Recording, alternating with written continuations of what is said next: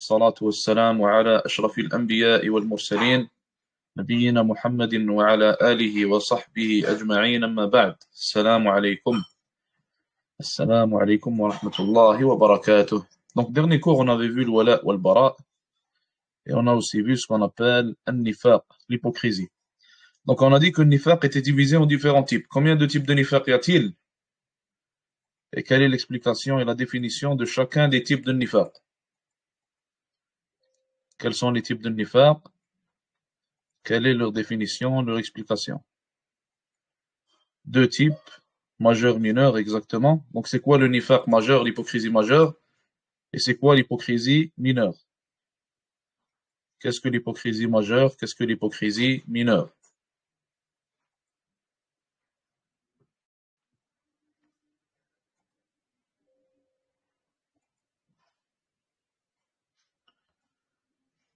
Le majeur te sort de l'islam et le mineur est un péché majeur? Non. Ça, comme on a dit, ça c'est les conséquences. On a déjà expliqué dans les cours qui étaient passés. Ça, ce sont les conséquences de l'hypocrisie majeure et mineure. Là, je veux la définition. Qu'est-ce que la définition de chacun des deux? Après, Inch'Allah Ta'ala, on va passer aux conséquences. Mais qu'est-ce que la définition de chacun des deux? La définition, dans ce cas-là, elle est extrêmement importante et elle est toujours importante, bien sûr, dans la Aqidah. Mais là, elle est très importante car elle différencie entre ce qui est du kufr et ce qui ne l'est pas.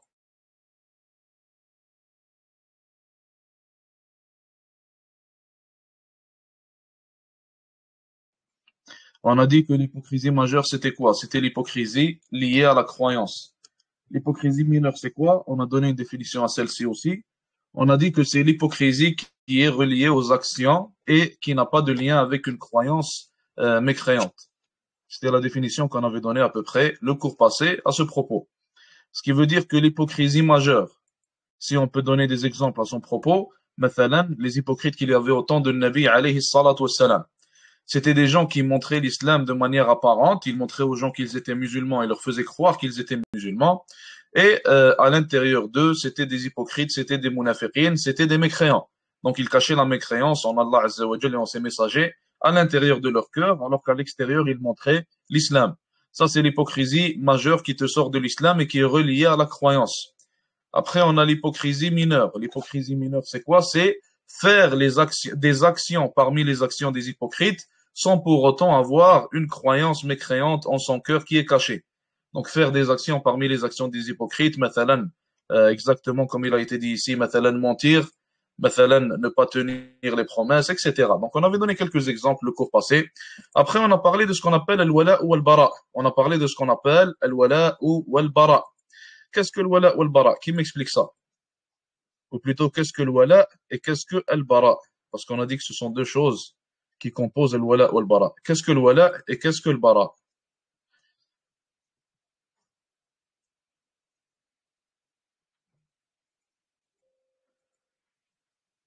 Le wala, l'association avec les musulmans, on peut dire oui, l'aveu, l'association, oui. L'alliance, barakallahu fik, c'est plus précis. Et le bara, c'est quoi? Le bara, qu'est-ce que c'est? Le bara, c'est le désaveu. Jazakumullahu khair. Barakallahu fikum, exactement. On avait cité aussi quelque chose, quelques informations à propos de l'wala ou al-bara, mais on n'a pas cité le jugement de l'wala ou al-bara. On n'a pas dit c'est quoi son jugement en islam. En réalité, dans les informations qu'on a citées, on peut extraire le jugement de l'wala ou al-bara. Mais là, je vais vous demander, Inch'Allah Ta'ala, pour tester la compréhension, quel est le jugement de l'wala ou al-bara en islam et pourquoi?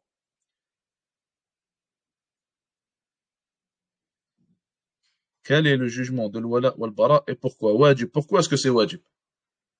Dans ce qu'on a vu ici, dans le livre ici, dans ce qu'on a vu dans le dernier cours, comment est-ce que tu as pu comprendre que c'est wajib? Qu'est-ce qui t'a aidé dans le dernier cours à comprendre que c'est wajib?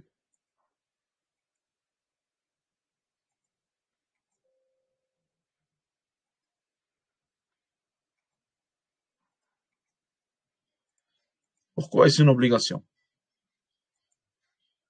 Qu'est-ce qui t'a fait comprendre que c'est une obligation?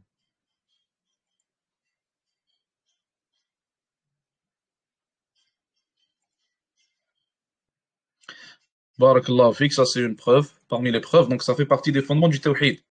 Tout ce qui fait partie des fondements du tawhid, bien sûr, est une obligation. Une autre preuve, comme vous le voyez ici, on avait divisé le wala pour autres que les musulmans en deux types. Le wala pour autres que les musulmans en deux types. Le premier type te sort de l'islam, le deuxième type est un péché majeur. Maintenant, tout ce qui est un péché majeur veut dire, ou plutôt, tout ce qui est péché majeur, en fait, son délaissement est obligatoire. Donc, quand tu vois que quelque chose est un péché, tu comprends automatiquement que son contraire, donc son délaissement, est une obligation. Donc, le contraire est le contraire en quelque sorte. Le délaissement de ce péché-là, de ce péché majeur, est une obligation. Ça s'applique encore plus lorsque l'action te sort de l'islam, lorsque l'action fait partie des annulatifs de l'islam. Donc, lorsqu'une chose fait partie des annulatifs de l'islam, alors bien sûr, son délaissement, lui aussi, est une obligation. Voulons dire que le wala ou le bara pour les mécréants, pour le kuffar, c'est soit haram ou alors soit un annulatif de l'islam. Donc, son contraire, qui est le wala ou le bara pour les musulmans, est une obligation dans ce cas-là. Bref, donc on commence, Inch'Allah Ta'ala, avec le nouveau cours, page 42. Le cheikh, qu'Allah le récompense, il a dit l'islam. Donc là, on va expliquer ce qu'est l'islam. C'est quoi l'islam? Il dit l'islam ou lughatan. La définition linguistique de l'islam. L'islam ou lughatan. Huwa al-inqiyad wal-istislam wal-khudu'. Il dit l'islam dans la langue arabe, c'est trois choses. L'islam dans la langue arabe, c'est trois choses. C'est premièrement l'inqiyad. L'inqiyad, c'est quoi? C'est se soumettre aux ordres d'Allah Azza wa Jal. Et c'est aussi l'istislam ou al-khudu'. L'istislam ou al-khudu', on peut les définir avec un seul et même mot. On pourrait dire c'est la soumission totale à Allah Azza wa Jal. Donc l'inqiyad, c'est la soumission aux ordres d'Allah Azza wa Jal. Et l'istislam ou al-khudu', c'est la soumission totale en toute humilité à Allah subhanahu wa ta'ala. Donc ça, c'est l'islam dans la langue arabe. La soumission aux ordres d'Allah Azza wa Jal, ainsi que la soumission totale avec l'humilité totale à Allah subhanahu wa ta'ala de toutes les manières possibles. Maintenant, l'islam shar'an, dans la législation, qu'est-ce que signifie l'islam? Il dit ici, l'islam dans la législation, donc l'islam dans notre religion, ça signifie trois choses. Donc c'est composé de trois choses. Il dit premièrement, l'islam ou shar'an, l'islam dans la législation, c'est premièrement, l'istislamu lillahi bit tawhid. Donc premièrement, c'est le fait de se soumettre à Allah Azza wa Jal de par le tawhid. L'islam, c'est premièrement le fait de se soumettre à Allah Azza wa Jal de par le tawhid. Donc ça veut dire quoi? Ça veut dire que tu te soumets à Allah subhanahu wa ta'ala de par les trois types de tawhid qu'on a vus au début de ce livre-là. Donc tawhid al-uluhiyya, tawhid al-rububiyya, tawhid al-asma' wa sifat.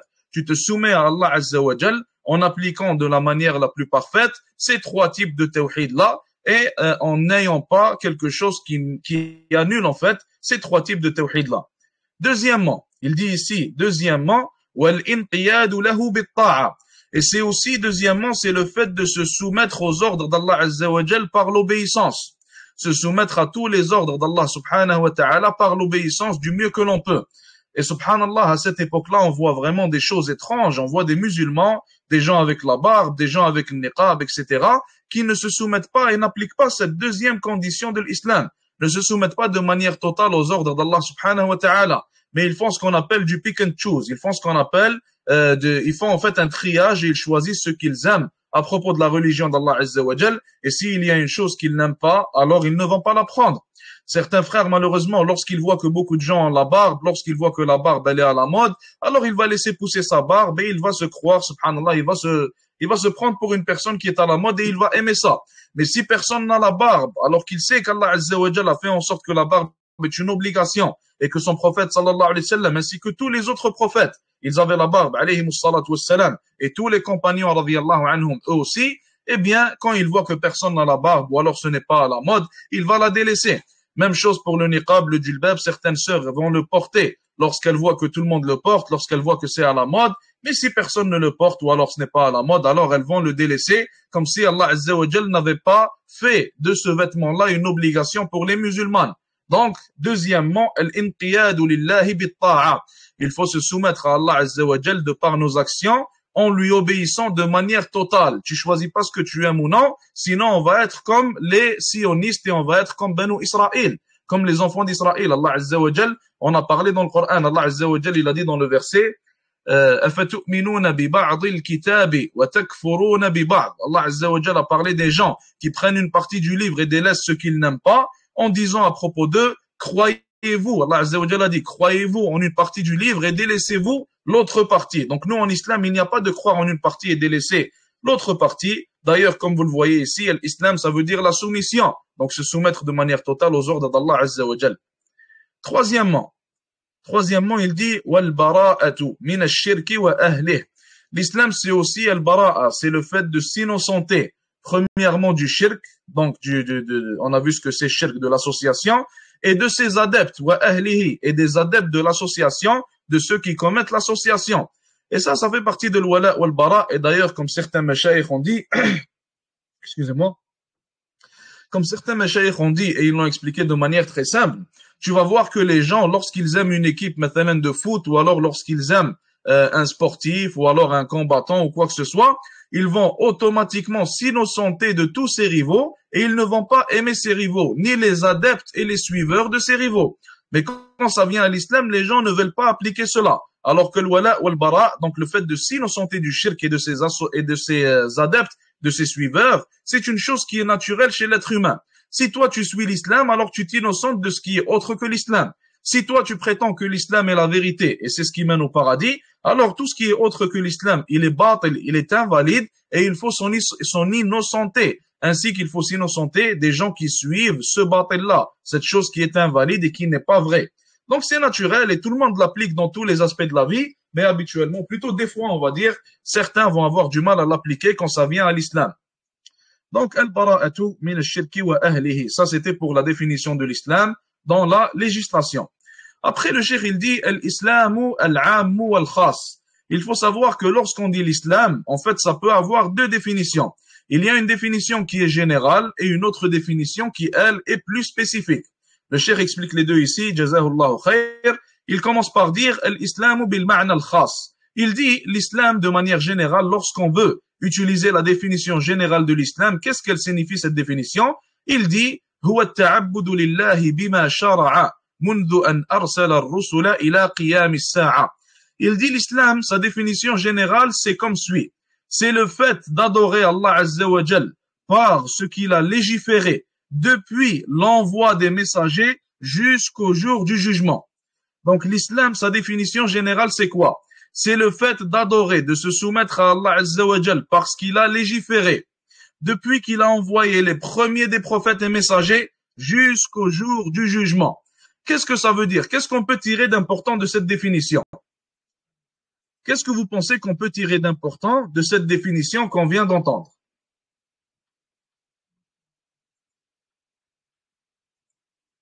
Il y a une information très importante qu'on tire de cette définition que le cheikh a donnée, jazahullahu khayr. Que la législation a changé, ça oui, on peut le tirer de ça, qu'Allah te récompense, jazakallahu khayr, mais c'est autre chose que je cherche. Qu'est-ce qui est très important ici? Pensez-y. Le cheikh a parlé des autres prophètes et messagers. Et il a dit que Al-Hanifiyya est la religion de tous les humains. Si on dit de tous les prophètes, alors Inch'Allah Ta'ala, c'est exactement ce que je cherchais. Donc, jazakallahu khair, comme le frère il a dit, l'islam est la religion de tous les prophètes. L'islam est la religion de tous les prophètes. Pour ça que le cheikh, il nous parle de la définition générale de l'islam. Et pourquoi est-ce qu'il en parle? Parce qu'il y a certaines personnes qui pensent que les prophètes auparavant n'étaient pas musulmans.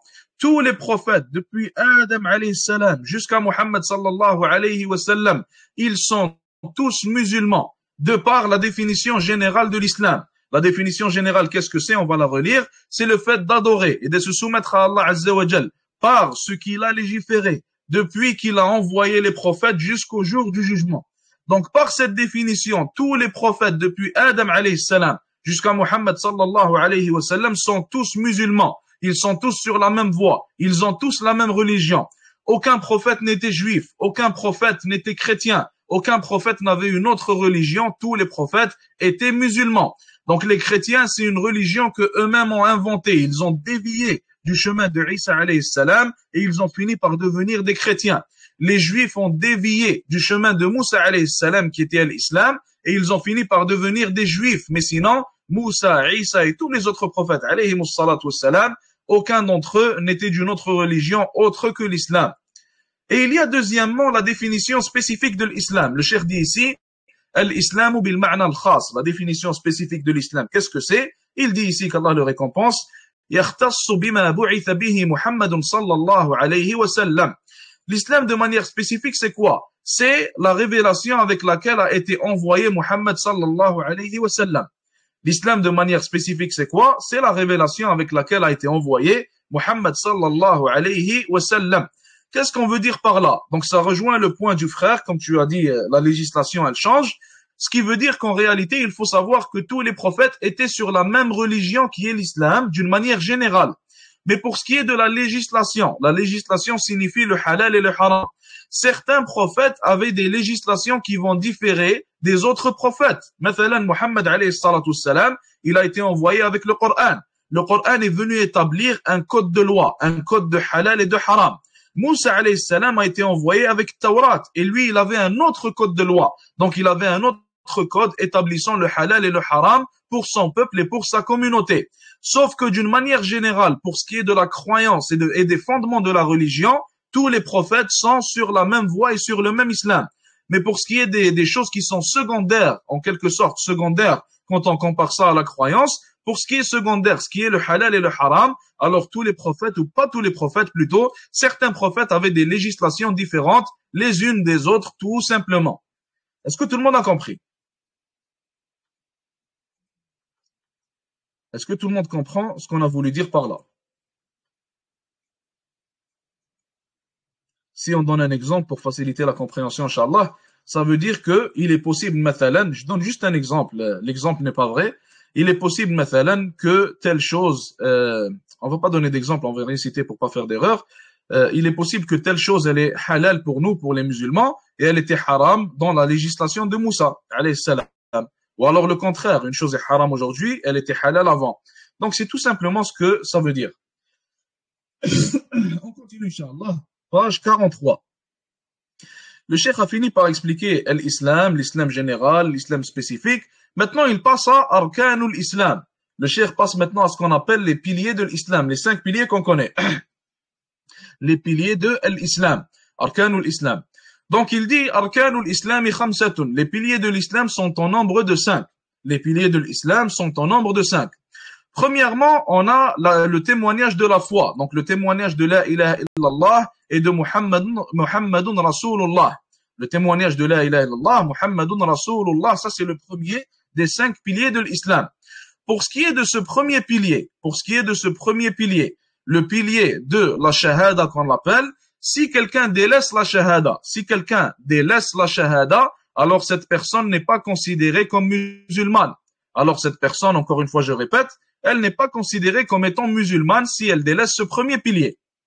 On a un deuxième pilier qui est iqamus salat, le fait d'établir la prière. Iqamus salati, le fait d'établir la prière.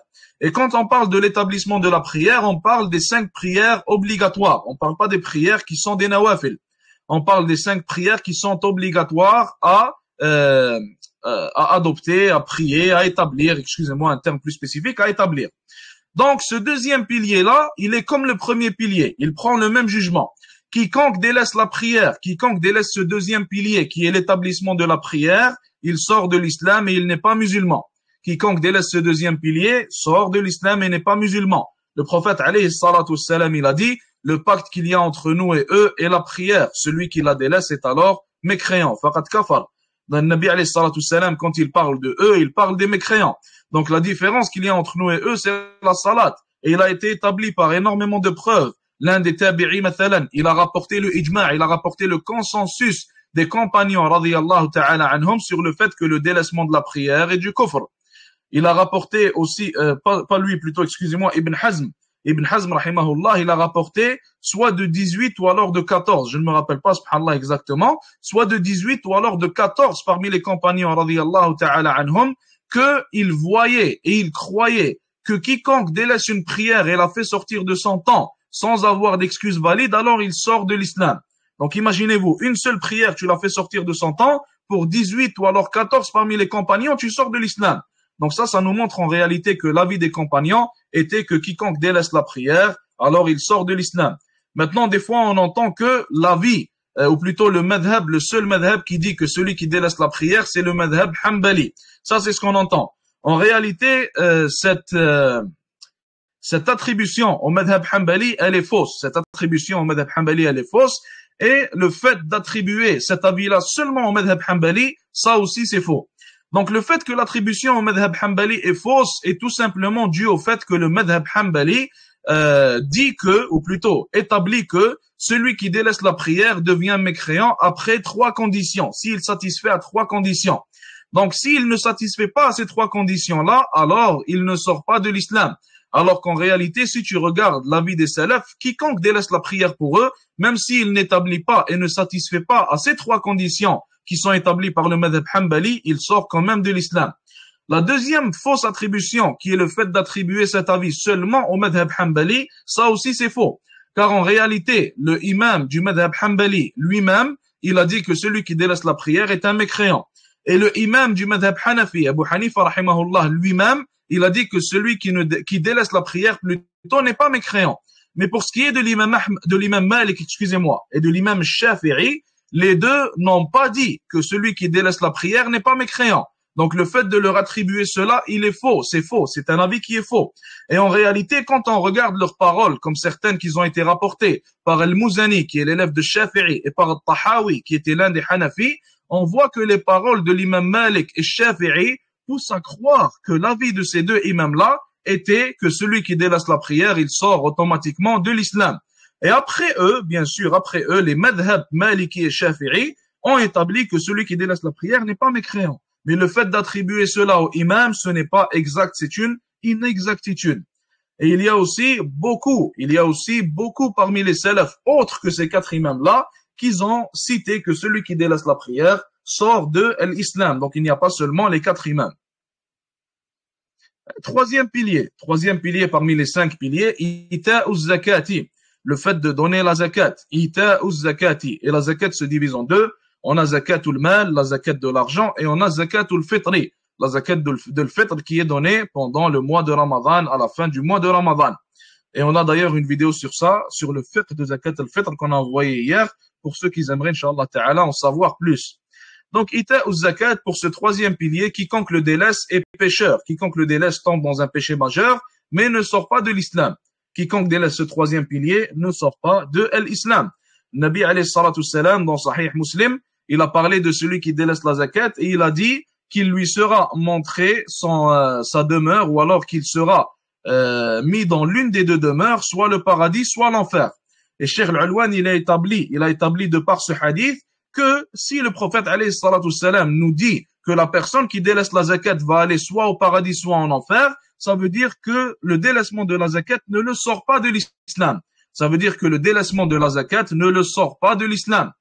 Et certaines personnes pourraient se dire, alors pourquoi est-ce que Abu Bakr radiyallahu ta'ala anhu a combattu les gens qui ont délaissé la zakat? Il faut savoir qu'il y a 2 raisons qui font en sorte que le délaissement de la zakat au temps d'Abu Bakr radiyallahu anhu diffère du délaissement de la zakat par un simple individu. Premièrement, si une personne délaisse la zakat, si un individu musulman délaisse la zakat, il ne prend pas le même jugement que si un groupe, si une ville complète, une tribu complète délaisse la zakat. Le prophète alayhi salatu wassalam, ou plutôt, je ne sais pas si c'est le Nabi alayhi salatu wassalam, donc je ne veux pas faire d'erreur, plutôt il a été établi par les preuves authentiques et les preuves qui sont claires, et les savants ont établi le fait que quiconque délaisse une sha'ira, quiconque délaisse l'un des symboles de l'islam, quiconque délaisse un symbole de l'islam dans une ville au complet, ou alors une tribu au complet délaisse un symbole de l'islam, alors le amir est obligé de les combattre jusqu'à ce qu'ils appliquent ce symbole-là de l'islam. Donc, premièrement, ça c'est une première différence qu'on a entre un individu qui délaisse la zakat, il délaisse le fait de la donner, et entre le temps d'Abu Bakr où des tribus complètes et des villes complètes ont délaissé le don de la zakat. Pour ça qu'il a été obligatoire pour Abu Bakr de les combattre. Deuxièmement, une deuxième différence, les savants ont cité que quiconque délaisse un symbole de l'islam, et en plus, ou alors quiconque délaisse une partie de l'islam, et en plus il combat pour son délaissement, il va te combattre pour ne pas qu'il applique cette partie de l'islam. Mathalan, il délaisse le jeûne de Ramadan, il délaisse le hajj, il délaisse la zakat, et si tu lui parles, alors il va te combattre, comme ça tu ne l'obliges pas à faire cet aspect-là de la religion d'Allah Azza wa Jal. Les savants ont cité que dans ce cas-là, il sort de l'islam. car quel musulman va te combattre pour un aspect de l'islam que tu lui demandes d'appliquer? Et dans le temps d'Abu Bakr radiyallahu ta'ala anhu, il a combattu al-murtaddoun, ceux qui ont délaissé l'islam, et ils l'ont combattu en retour pour ne pas donner la zakat. Donc ça, encore une fois, c'est une deuxième différence qu'on a entre l'individu qui délaisse la zakat et entre le groupe ou alors la tribu ou alors le pays ou le territoire qui délaisse la zakat. Donc c'est différent. Quatrièmement, quatrième pilier, Sawm Ramadan, le jeûne du mois de Ramadan. Quatrième pilier, le jeûne du mois de Ramadan. Inch'Allah ta'ala, Ramadan, il arrive dans quelques jours. Qu'Allah Azza wa Jal nous pardonne nos péchés et fait en sorte que on atteint ce Ramadan-là et qu'Allah Azza wa Jal l'accepte de nous. Donc, le jeûne de Ramadan, ça aussi, c'est l'un des piliers de l'islam, c'est le quatrième des piliers. Son délaissement est un péché majeur et il prend exactement le même jugement que le délaissement de la zakat. Hajjul Bayt, cinquième pilier de l'islam. Cinquième pilier de l'islam, al-Hajj à Mecca, bien sûr. Al-Hajj à Mecca, liman istata'a ilayhi sabila. Et ce cinquième pilier, qui est le pilier de l'Hajj, il a un jugement qui est spécial, contrairement aux autres piliers. Quiconque, en fait, ne peut pas faire le Hajj, alors il ne le fait pas. Quiconque ne peut pas faire le Hajj, comme on voit ici, la parole du prophète, alayhi salatu wassalam, il a dit, le fait de faire le Hajj pour celui qui en a la capacité. Le fait de faire le Hajj pour celui qui en a la capacité. Donc, quiconque ne peut pas faire le Hajj n'a pas à le faire. Et la zakat aussi va prendre en quelque sorte ce même jugement-là, mais le jeûne de Ramadan, mathalan, ne peut pas être délaissé. Quiconque ne peut pas jeûner, alors il y a d'autres alternatives pour lui. Et la salat aussi, elle ne peut jamais être délaissée, même pour celui qui est mourant, même pour celui qui est malade, tant qu'il a encore la capacité de penser et de faire des actions et de faire des choix, alors il est obligé de faire la salat de n'importe quelle manière qu'il soit. Mathalan, il l'a fait avec ses yeux, il l'a fait son wudu, mais il ne la délaisse pas. Il l'a fait de la manière qu'il peut, mais il ne la délaisse pas. Le seul pour qui la salat ne s'applique plus et elle n'est plus obligatoire, c'est la personne qui a perdu la raison et qui ne peut pas faire la salat de n'importe quelle manière qu'il soit. Donc ça, c'est pour ce qui est plutôt des 5 piliers de l'islam. Et le cheikh dit ici, وَهِيَ تَنْقَسِمُ إِلَى قِسْمَيْنِ. Les 5 piliers de l'islam se divisent en 2 types. Les 5 piliers de l'islam se divisent en 2 types. أركان لا يقوم البناء إلا بها وتسمى أركان أساس. Il a dit parmi les 5 piliers de l'islam, il y a certains piliers sans lesquels la construction ne peut pas tenir. Il y a certains piliers parmi les 5 piliers de l'islam sans lesquels la construction ne peut pas tenir. Et quand il parle de la construction, il parle de quoi? Il parle de l'islam, de la religion en soi. Et il a dit, ces deux-là sont les 2 piliers de la shahada et le pilier de la prière. Ces deux-là sont les 2 piliers de la shahada et les 2 piliers de la prière. Donc pourquoi est-ce que le cheikh il dit ça? Comme on vient d'expliquer, le délaissement de ces 2 piliers-là sort la personne de l'islam. Le délaissement de ces 2 piliers-là sort la personne de l'islam. Et il a dit le deuxième type, des 2 types des 5 piliers de l'islam, أركان لا يتم البناء إلا بهما وتسمى وهي 3 إلا بها on peut dire وتسمى أركان تمام. Il a dit, et il y a parmi les piliers de l'islam des piliers qui vont être en fait, qui ne vont pas être les piliers sur lesquels la construction va se baser. Mais la construction en fait, elle va, comment je pourrais vous expliquer ça? Elle ne va pas être complète. Elle ne va pas être complète sans ces derniers piliers-là. Donc les 2 premiers piliers, la shahada et la prière, la construction ne peut pas tenir sans eux. Et les 3 derniers piliers, le jeûne de Ramadan, le hajj ainsi que la zakat, la construction pourra tenir sans eux, mais elle n'est pas complète. La construction pourra tenir sans eux, mais elle n'est pas complète. Et ça rejoint ce qu'on disait tout à l'heure, comme on a dit, le fait de délaisser les 3 derniers piliers de l'islam ne te sort pas de la religion d'Allah Azza wa Jal. Maintenant, quelle est la preuve des 5 piliers de l'islam? C'est la parole du prophète alayhi salatu wassalam. Il a dit, Buniya al-islamu ala khamsin. L'islam a été bâti sur 5 piliers. Shahadati an la ilaha illallah wa anna Muhammadan Rasulullah. La shahada de la ilaha illallah et de Muhammad Rasulullah. Wa iqamis salati et l'établissement de la prière. Wa ita'iz zakati et le fait de donner la zakat. Wa hajjil bayt et le fait de faire le hajj à la maison sacrée. Wa sawmi Ramadan et le jeûne du mois de Ramadan, rapporté par Al-Bukhari et par Muslim rahmatullahi alayhima. D'ailleurs, quand on parle des 5 piliers de l'islam, le premier pilier qui est le pilier de la shahada, on va en parler dans les livres de Aqidah. Et les 4 autres piliers, la prière, la zakat, le hajj et le jeûne, on en parle dans les livres de fiqh. Donc le premier pilier dans les livres de aqidah, les 4 derniers dans les livres de fiqh. C'est là qu'on trouve leur explication plus en détail. D'ailleurs, on a donné l'explication et on a lu l'explication du cheikh. Excusez-moi. On a lu l'explication du cheikh qu'Allah le récompense à propos des conditions de la shahada, les 7 conditions de la ilaha illallah, ainsi que les 4 conditions de Muhammadun Rasulullah. D'ailleurs, quelles sont les 7 conditions de la ilaha illallah? Quelles sont les 7 conditions de la ilaha illallah? Ou alors les 8, si on se fie à ce qui a été écrit dans le livre.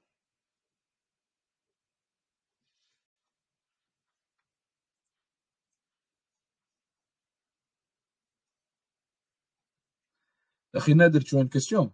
Tu as levé la main, je pense. Ou tu avais levé la main?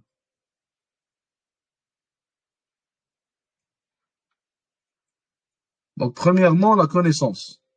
Premièrement, la connaissance. Barakallahu fik. Deuxièmement, la certitude.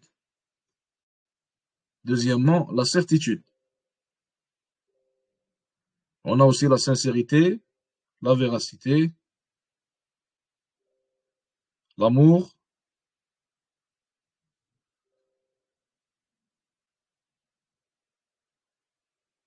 la soumission, l'inqiyad, on peut dire la soumission, et al-qaboul, l'acceptation. Et si on rajoute le 8e, ça va être al-kufru bit-taghut.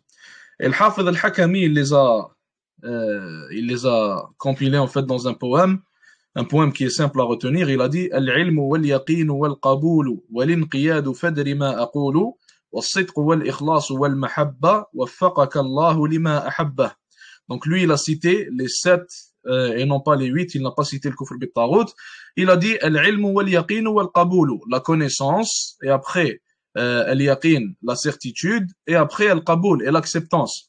Wal-inqiyad fadri ma aqulu, il a dit et la soumission, comprends donc ce que je dis. Donc, et la soumission, il a rajouté le 4e qui est la soumission dans ce 2e vers. Was-sidq wal-ikhlas wal-mahabba, et la véracité, ainsi que la sincérité et l'amour. Donc, il a fini avec les 7. Et dans le dernier vers, il a dit waffaqaka Allahu lima ahabba, qu'Allah Azza wa Jal t'accorde le succès à propos de ce qu'il aime. Donc, il a fait un bon poème à ce propos-là. Et d'ailleurs, ça fait partie de son poème, de son long poème de Aqidah, qui est Sulamul Wusul. Donc, l'iman, page 45, l'iman, on a fini avec l'islam, on passe à l'iman. Et le iman, c'est quoi? C'est le 2e degré parmi les 3 degrés de la religion d'Allah Azza wa Jal. On a 3 degrés en islam. On a premièrement le degré de l'islam qu'on vient d'expliquer et qu'on a fini. Juste au-dessus, on a le degré de l'iman. Et juste au-dessus, on a le degré de l'ihsan. Et en fait, ces degrés-là, ce sont comme on peut dire des cercles l'un à l'intérieur de l'autre. Ce sont des cercles l'un à l'intérieur de l'autre. Donc, on a un grand cercle. On a un grand cercle qui est le cercle de l'islam. On a un grand cercle qui est celui de l'islam. À l'intérieur de ce grand cercle-là, on a un cercle plus petit qui est celui de l'ihsan. Et à l'intérieur du cercle de l'ihsan, on en a un qui est encore plus petit, de l'iman, excusez-moi. Et à l'intérieur du cercle de l'iman, on en a un qui est encore plus petit, qui est celui de l'ihsan. Ça veut dire que celui qui a atteint le degré de l'islam n'a pas nécessairement atteint le degré de l'iman et l'ihsan. Et celui qui a atteint le degré de l'iman, alors il aura atteint les 2 degrés qui sont le islam et l'iman.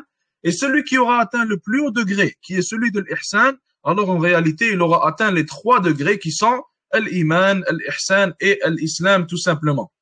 Pour ce qui est de l'iman, le chef dit ici, ma'nahu lughatan. Qu'est-ce que la définition linguistique de l'iman? Il dit, huwa at-tasdiq wal-iqrar. Le iman dans la langue arabe, c'est quoi? C'est le fait de croire en quelque chose. Le fait de croire en quelque chose et croire en sa véracité. Le fait de croire en la véracité de quelque chose. C'est ça la foi, l'iman. Dans la langue arabe, c'est ça que ça signifie. Et l'iman, chez Ahlus Sunnah wal Jama'a, la définition de l'iman chez Ahlus Sunnah wal Jama'a, donc il va donner ici, le cheikh qu'Allah le récompense, une définition vague. Il va dire que l'iman, ou plutôt chez Ahlus Sunnah wal Jama'a, est composé de 5 choses. L'iman, chez Ahlus Sunnah wal Jama'a, il a 5 spécificités. Donc il dit, l'imanu, c'est premièrement i'tiqadul qalbi.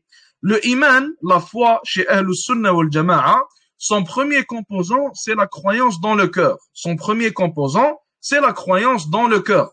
Ça veut dire quoi la croyance dans le cœur? Ça veut dire que si tu ne crois pas en Allah Azza wa Jal, tu crois pas en ses messagers, tu crois pas en Muhammad alayhi salatu salam, tu crois pas en les anges, en les livres, alors tu auras directement coulé. À la première des étapes, tu auras déjà coulé. Parce que ton iman, ta foi, elle est invalide. Tu n'as pas la croyance que tu dois avoir dans ton cœur. Et cette croyance-là, elle est obligatoire à avoir pour que ta foi, elle soit valide tout simplement. Deuxièmement, deuxième composant de la foi, deuxième composant de l'iman. Il dit وَنُطْقٌ بِاللِّسَانِ. Et c'est aussi une parole que tu dis avec ta langue. C'est aussi une parole que tu dis avec ta langue. Qu'est-ce qu'on veut dire par une parole que tu dis avec ta langue? Après avoir cru en Allah Azza wa Jal et après avoir eu la croyance qui est dans le cœur, la croyance en Allah Azza wa Jal et en les piliers de la foi, alors il t'est obligatoire en tant que musulman d'établir cette croyance-là sur ta langue, d'établir cette croyance-là sur ta langue.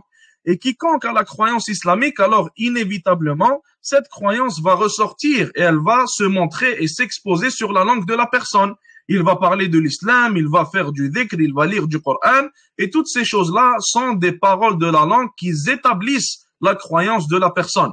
Maintenant, si on a maintenant quelqu'un qui ne croit pas en Allah Azza wa Jal, qui n'a rien à voir avec la religion d'Allah Azza wa Jal, il ne va pas dire des choses qui sont reliées à l'islam avec sa langue. Il ne va pas faire de dhikr, il ne va pas faire d'adoration qui se font avec la langue, comme la lecture du Coran. Il ne va pas dire qu'il aime Allah Azza wa Jal. Il ne va pas dire la ilaha illallah Muhammadur Rasulullah. Toutes ces choses-là ne vont pas exister dans sa vie et ne vont pas se trouver sur sa langue. Elles ne se trouvent que sur la langue de la personne qui a la croyance dans le cœur. Et si la personne n'a rien de ces paroles-là dans sa langue, alors cette personne, sa foi, elle est invalide. Cette personne, sa foi, elle est invalide. Troisièmement, troisième composant de la foi. Et on peut dire que ça, ce troisième-là, c'est le dernier des composants de la foi. Et je vous expliquerai pourquoi après en avoir fini avec. Donc le troisième composant de la foi, c'est وَعَمَلٌ بِالْجَوَارِحِ وَالْأَرْكَانِ. Le troisième composant de la foi, qui établit la foi du musulman, qui établit la foi de la personne, c'est les actions qui font, qui se font en fait avec el jawarih, avec les membres du corps. C'est les actions qui se font avec les membres du corps. Et personne ne peut prétendre être musulman s'il ne fait aucune action islamique. Personne ne peut prétendre être musulman s'il ne fait aucune action islamique. On peut pas imaginer maintenant quelqu'un qui nous dit je crois en Allah, quelqu'un qui dit la ilaha illallah avec sa langue et il ne prie pas, il ne fait pas la zakat, il ne somme pas Ramadan, il ne fait pas le jeûne de Ramadan, il ne fait pas de hajj, il fait rien d'islamique. Il ne fait aucune adoration. Donc il a aucune adoration qu'il fait dans sa vie et aucune action qu'il fait avec ses membres, aucune action qu'il fait avec ses membres. Dans le cas où l'un des trois composants que je viens de vous citer, donc la croyance du cœur, la parole de la langue et les actions des membres, dans le cas où l'un des trois est manquant, alors la foi au complet, elle est invalide. Dans le cas où l'un des trois est manquant, alors la foi, alors la foi au complet, elle est invalide. Et le prophète, alayhi salatu salam, il a un hadith à ce propos, alayhi salatu salam. Il a dit, le meilleur de la foi, c'est le fait de dire la ilaha illallah. Et il a dit, et le niveau le plus bas de la foi, c'est doter quelque chose qui gêne les gens. Doter quelque chose de la route qui gêne les gens. Et il a dit, wal haya'u, et la modestie fait partie de la foi. Wal haya'u min al-iman. De ce hadith-là, on établit que la croyance du cœur fait partie de la foi. Car le Nabi, alayhi salatu salam, il a dit, qawlu la ilaha illallah. Il a dit, c'est le fait de dire la ilaha illallah. Et on peut pas vraiment dire la ilaha illallah si on n'a pas la croyance dans le cœur, sauf si on est un hypocrite bien sûr, mais le Nabi alayhi salatu salam ne parle pas des hypocrites dans le hadith. Donc ça établit la croyance du cœur, la ilaha illallah, ça établit aussi, ce hadith-là il établit aussi la parole qui est dite avec la langue, car le prophète alayhi salatu salam il a dit, le fait de dire la ilaha illallah, ça établit la croyance ainsi que la parole, et ça établit aussi que les actions qu'on fait avec les membres font partie de la foi et invalident la foi s'ils ne sont pas présents. Le Nabi alayhi salatu salam, il a dit, et le fait d'ôter quelque chose de la route fait partie de la foi. Donc en réalité, la foi est composée de ces trois composants, la croyance du cœur, la parole de la langue, les actions des membres tout simplement. Les deux autres qui sont cités ici ne sont pas des composants de la foi, mais sont des spécificités de la foi. Les deux autres qu'on a ici sont des spécificités de la foi et non pas des composants. Et le cheikh les a cités ici car les gens ont différé à leur propos, donc ils ont contrarié Ahlus Sunnah wal Jama'a Et on parle bien sûr des Murji'a, la secte des Murji'a, ont contrarié Ahl-Sunnah wal Jama'a et on dit l'opposé de ce qu'a dit Ahl-Sunnah wal Jama'a. Donc les deux points sont, premièrement, il a dit Al-Iman wa yazidu bit-ta'a et il a dit deuxièmement yanqusu bil-ma'siyah. Donc ce qu'il nous dit ici, le cheikh qu'Allah le récompense, c'est que la foi, elle augmente quand on fait des bonnes actions et elle diminue quand on fait des mauvaises. La foi augmente quand on fait des bonnes actions et diminue quand on en fait des mauvaises. Le cheikh a cité ça car Al-Murji'a, certains d'entre eux, ils ont dit la croyance de la personne qui est sur cette terre, du musulman qui est sur cette terre, est égale à la croyance de Jibril alayhi salam. Ils ont dit la croyance du musulman est égale à celle de Jibril alayhi salam. Pourquoi? Car ils ont dit que la foi n'augmente pas et ne diminue pas. Ils ont dit la foi, elle n'augmente pas et elle ne diminue pas, mais elle reste à un seul niveau. Et ça, bien sûr, le Coran y répond, la Sunna y répond, le consensus y répond, bien sûr, les salafs ont grandement rendu cela, et même le cerveau et la tajruba, même les essais, subhanallah, même les essais que tu as dans ta vie répondent à cette déviance, à cet égarement. Quand tu fais des bonnes actions, tu te sens bien et tu sens que ta foi, elle est plus forte. Et quand tu en fais des mauvaises, tu sens que ta foi, elle diminue. Tu sens que ta foi, elle a diminué. Donc, en réalité, on ne sait pas comment est-ce qu'ils sont arrivés à dévier d'une telle manière alors que toutes les preuves sont contre eux. Est-ce que tout le monde a compris?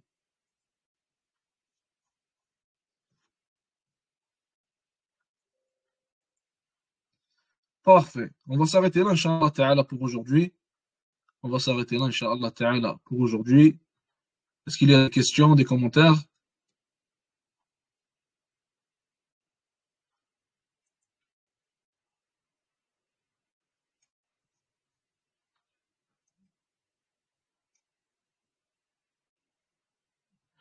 Pas de questions. Jazakumullah khair. Wa sallallahu wa sallam wa baraka ala nabiyyina Muhammad.